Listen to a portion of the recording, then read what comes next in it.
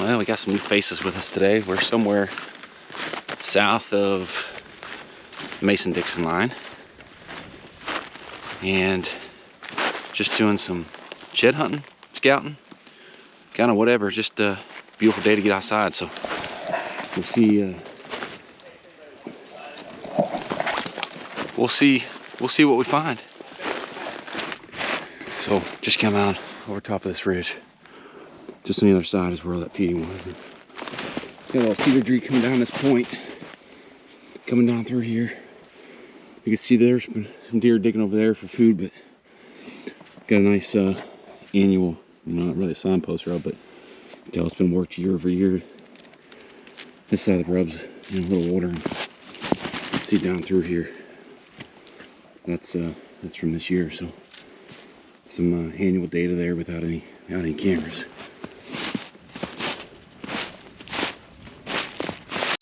Just kind of looking at the way this lays out. We're on a ridge top, kind of dropping down into the bottom. Where there's different habitat, a lot more pines down there. You just come off of this and right out in front of me, just on this edge, makes for their transition. You can see another decent rub right here on this cedar tree that I'm walking towards.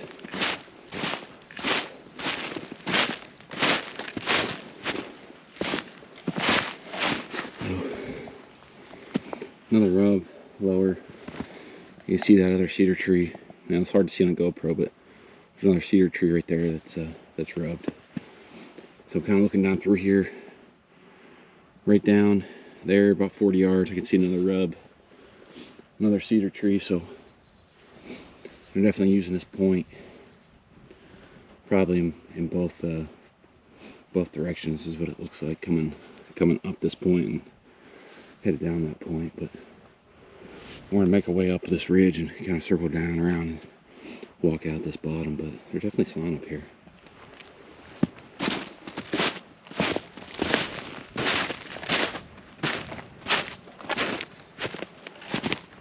More rubs.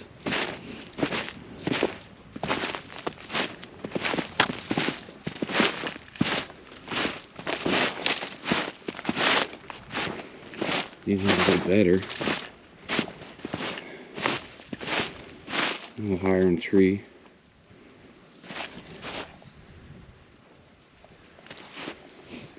Still probably younger deer, but you get an idea what that bottom looks like down through there.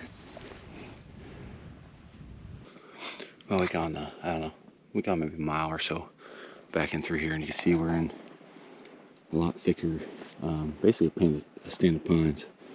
A little bit of undergrowth, pretty shaded, lots of deer sign coming back through here.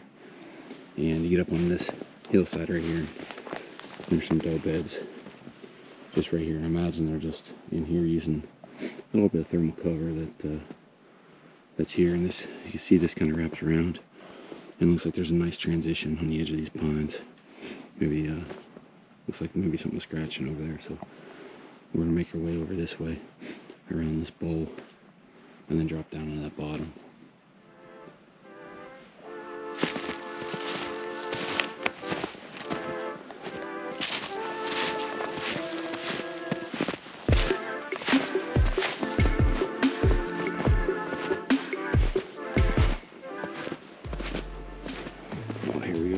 Gnarly old rub.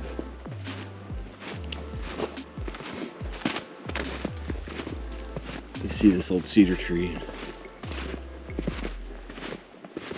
And this thing's just totally toasted. Just completely shredded here. And work around. You can see things just. It's one of the cool things that in different pieces of public, like the stuff that we hunt in Ohio, there's not a ton of these cedar trees around. So when you find one, I always make it a point to go look, because typically it's gonna be rubbed. So cedars are a softer wood, and they have a aromatic, I guess, smell to them, whether they hold scent longer or deer just like the way they smell, or whatever reason. It seems like they're always drawn to cedar trees. So if you see a cedar tree in the woods, or a lone cedar, or on the edge, a transition between a cedar thicket, it's always good to go check them out.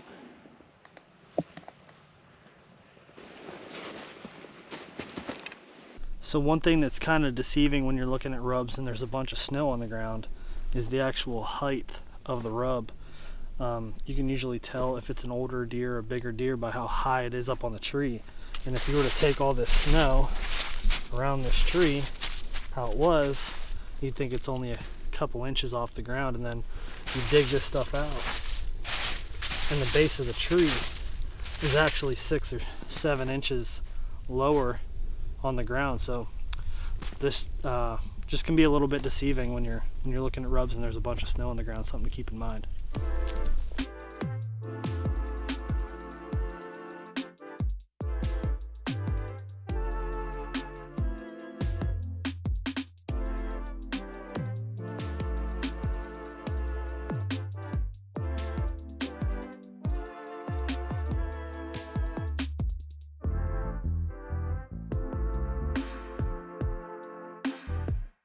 You can see there's a rub on this tree, an older rub there, older rub here, 1 or 2 old rubs behind where Cameron's walking, another old rub here. It looks like there's a rub from last year, probably right here about 10 yards from where we are. So whatever, these points kind of coming together here, and you're dropping down in this bottom in this creek crossing is basically what we have here. So and again, it's really super easy to find with the snow on the ground, and you have all these tracks to identify travel paths or whatnot. So definitely advantage being on doing this when there's snow on the ground.